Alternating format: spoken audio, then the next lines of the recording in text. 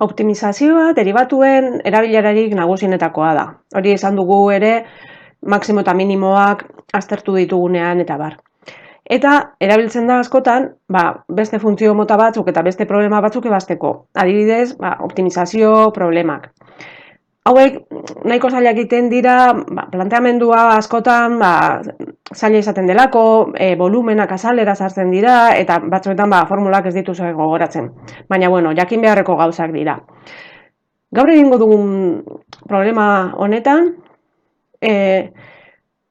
azalera eta volumena azaltzen dira, baina oso errazak dira. Honako esaten du. Ortoedro itxurako eta 36 metro kubikoko edukiera duen estalkirik gabeko kartoizko kutxa bat eraiki nahi da. Oinarriaren luzera, zabaleraren bikoitza delarik. Aurkitu kutxaren dimentsioak. Ahalik eta kartoi gutxien erabiltzeko. Gutxien erabiltzeko, hau da, minimoa nahi dugu zerbait minimoa egin. Joango gara, planteatzen esaten digu, oinarriaren luzera zabaleraren bikoitza dela. Orduan, hau izango da zabalera, isa ipiniko diogu, eta luzera bikoitza, bi isa. Eta ez dakiguna da altuera. Altuera mugitu egin daiteke. Problema hau, gero beste bideo batean ebatziko dugu GeoGebrarekin. Eta ikusiko duzue ze polita geratzen den. Nola mugitzen den altuera eta nola aldatzen den volumena ez, azalera nola aldatzen den. Baina orain eskuz egingo dugu, analitikoki. Ematen diguten datua da edukiera, hau da, volumena. Volumena, ortoedro baten, hau da, kutxa bat ezala, volumena zen oinaren azalera bider altuera.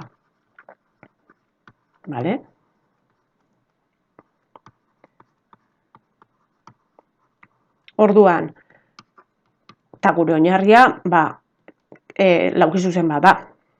Oinaren azalera, izango da, oina bider altuera, bi isa, bider isa. Eta gero, bider ortoedroaren altuera, hau da, I ikerrekoa. Hau da, hemen ipiniko dugu. Esaten ziguten, volumena dela 36, izango da, 36 berdin, bi isa berbi, bider I.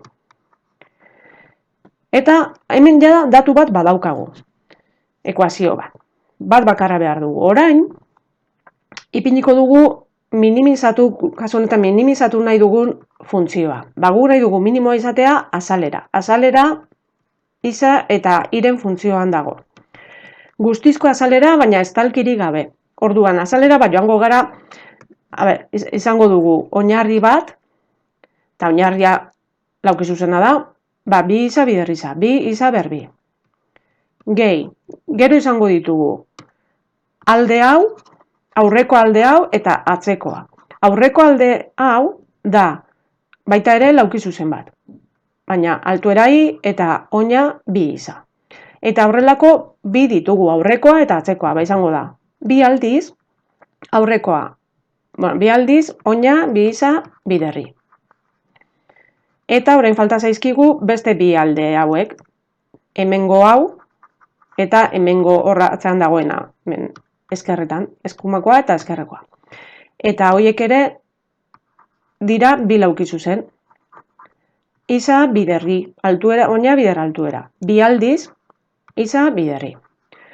Hau da, gure funtzioa izango da, bi isa berbi, eta gero ditugu hemen, bi bider bi, lau isa I eta bi isa I. Lau isa I gehi bi isa I batu daiteke, lau gehi bi, 6 isa I. Eta bi gauza hauekin, honekin eta funtzioarekin ja ebatzi daiteke. Hau da planteatzeko eta ez da hain zaila. Nola egin orain? Beti joan behar gara daukagun datura. Hau da, guk kasu honetan, hau daukagun ekuazioa. Eta hortik, askatuko dugu bi ez ezagunetako bat. Kasu honetan, I aterako dugu. I izango da berdin 36, zati, bi isa berbi. Biderkatzen dagoelako, zatitzen bazaten dira. Hemen 36 zati bi egin daiteke, simplifikatuko dugu. 18 isa berbi. Eta orain, joango gara A funtziora, gure funtziora, eta I dagoen lekuan, kasu honetan, ordezkatu egingo dugu. Hau da, geratuko zaigu A berdin. Eta orain ja gainera A izarena bakarrik izango da, izaren funtzioan bakarrik egongo da, I joango zaigulako. A izango da berdin, bi izakarratu. Gehi, ze isa bider I dela 18 zati isa berbi. Hemen, pixkat eragiketak egingo ditugu, hau zati bat bezala da, orduan goikoarekin biderkatuko dugu, eta behan izakarratu geratzen zaigu, eta 6 bider 18, 108 isa. Eta hemen bai, biderkatzen nola dagoen, isa bat joaten da bekoarekin. Beraz, geratzen zaigu gure funtzioa, azalera, bi isa berbi, gehi 108 zati isa. Eta orain, minimoa nola nahi dugun egitea, hau minimizatu nahi dugu, egingo duguna da deribatu. Hemen sartzen dira deribatuak. A lehena izango da, bi isak berbi, lau isa. Gehi, eta hemen zatiketa bat daukagu, izango da, goikoa deribatuta, 0. Bider bekoa dagoen bezala, 0. Ken, goikoa dagoen bezala, bider bekoaren deribatua dela bat, gogoratu zatiketaren formula, zati bekoa berbi. Eta bekoa isa berbi. Hau da, pixkat konponduta, deribatua geratzen zaigu lau isa, hemen 0 bider zerbe badoa, minus 108 bider bat, minus hori kanpoan ipini dezakegu, minus 108 zati isa berbi. Eta zer egin behar zen maksimak eta minimoak kalkulatzeko, egin behar zena zen, deribatua berdindu 0-ra, hau da, baldintza nagusia. Hori egingo dugu, gure deribatua, lau isa, que 108 zati isa berbi, berdin 0. Hemen, era asko daude emekat egin daiteke, edo nik egiten dudana da, hau guztia pasatu alde honetara, zatiketa guztia, geratzen zaigu lau isa, berdin, eta nola hemen minus dagoen, pasatuko da plusekin, 108 zati isa berbi. Orain egingo duguna da, hau pasatu gona biderkatzen, eta lau hau pasatuko dugu zatitzen beste aldera. Hau da, isa bider isa berbi, isa berriru. Berdin, 108 zati lau. Eta 108 zati lau egiten baldin baduzuen, da 27. Hau da, isa berriru, berdin 27, beraz, isa izango da erro iru 27-rena. Eta erro iru 27-rena da iru. Aurkitu dugu ja, puntu bat, orain ikusi behar dugu ea benetan minimoa den. Bestela arazo bat daukagu. Baina hau bat azpada beti egiaztatu behar da.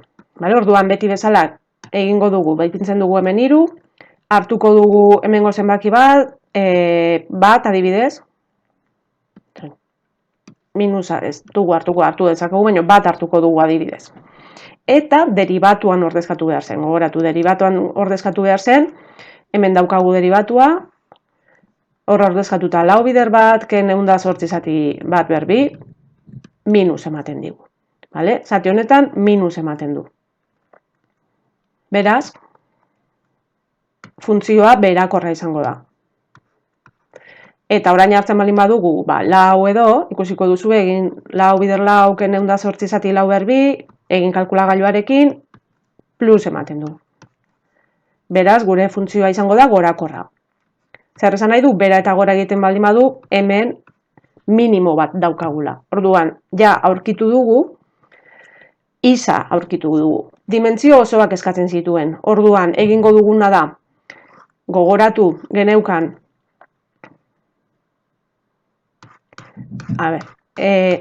isa, ja badakigu dela iru, bi isa, beraz, izango da 6, eta i ateratzeko hemen daukagu ondona, i izango da berdin, 18 zati isa berbi, dela iru berbi, bederatzi, hau da, 18 zati bederatzi, bi. Eta hemen ja baditugu gure alde guztiak, gure dimentsio guztiak kalkulatuta. Eta badakigu kartoi gutxien erabiltzeko hau egin behar dugula. Beraz, ikusten duzuen bezala, erabilgarria da, honek erabilera asko ditu. Hurrengo bideoan GeoGebrarekin ikusiko duzue nola geratzen den. Gerarte, aio!